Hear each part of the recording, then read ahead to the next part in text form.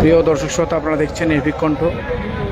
আমরা এই মুহূর্তে আছি হুগলির দাঁতপুর পৈনান এলাকায়।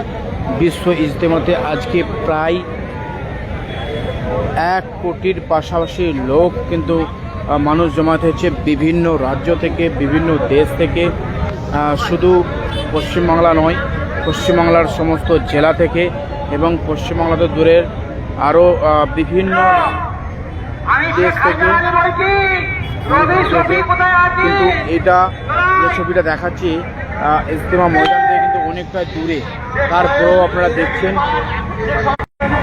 আপনার সেই ছবি দেখাচ্ছি একেবারে হুগলির পৈনান দাঁতপুর, যেখানে বিশ্ব ইজতেমা।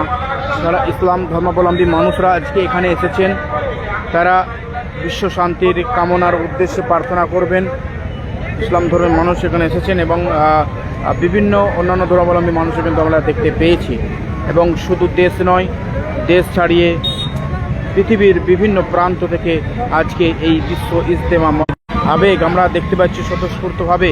এবং একেবারে সেই ছবি সরাসরি আমরা দেখাচ্ছি, যদিও আমরা সরাসরি এর আগে বহু চেষ্টা করে দেখাতে পারিনি।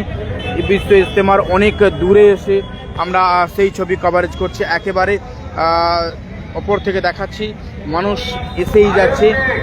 একদম লক্ষ লক্ষ নাই, কোটি মানুষের সমাগম হয়েছে আজকে বিশ্ব ইজতেমা ময়দানে। আমরা সেই ছবিটাই একটু কোনো অসুবিধা হয়নি। এত ভিড় থাকা সত্ত্বেও কিন্তু অ্যাম্বুলেন্সকে জায়গা করে দিচ্ছেন প্রত্যেককেই। আমরা সেই ছবি কিন্তু দেখতে পাচ্ছি।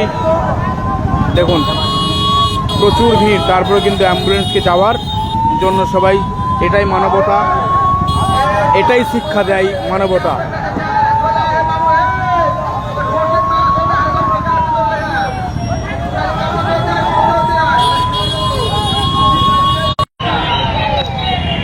সেই ছবি দেখাচ্ছি আমরা।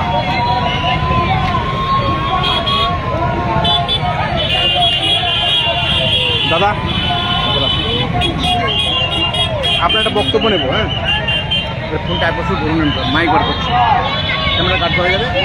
হরিশ গ্রামের কৈশোর মন্ডল আপনাকে অনুসন্ধান অফিসের সামনে পৌঁছে